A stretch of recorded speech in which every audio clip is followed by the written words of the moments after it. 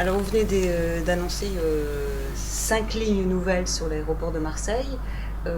Pour la compagnie, ça représente quel type de développement en comparaison avec les autres aéroports où vous avez des bases comme Nantes et Strasbourg? Alors c'est un développement somme toute très important et Marseille depuis le début fait partie des axes stratégiques de développement de la compagnie Volotea en France.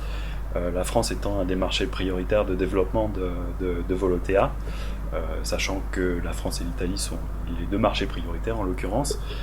Marseille, c'est donc 5 nouvelles lignes, ça fera un total de 7 lignes opérées en 2016. C'est un des plus gros développements de la compagnie sur l'année 2016, donc pour le marché français pour Volotea. Et donc ce sont des destinations qui sont ouvertes à partir du mois d'avril, c'est ça, en mars même?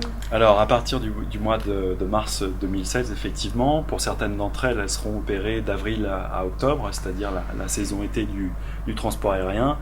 Pour d'autres, comme Prague et Rennes, elles seront opérées à l'année. Je rappelle également qu'on opère 2 lignes depuis novembre 2014, qui sont Strasbourg et Venise, qui sont elles opérées à raison de quasiment 5 vols par semaine, toute l'année. Donc ça aussi, c'est un fort développement sur les lignes existantes qu'on vient de développer et qui sont déjà un franc succès à Marseille, et c'est pour ça qu'on avait à cœur d'avoir une croissance de l'ordre de 145% en offre en siège en 2016 par rapport à 2015.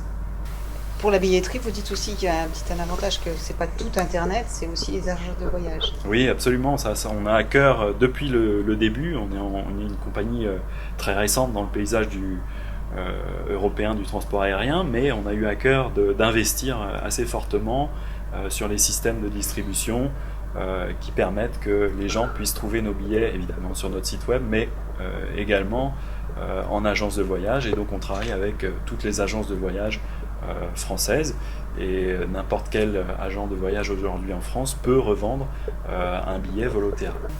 L'attractivité des compagnies low cost, c'est bien évidemment le prix des billets. Les 5 destinations ont été affichées à partir d'une trentaine d'euros seulement.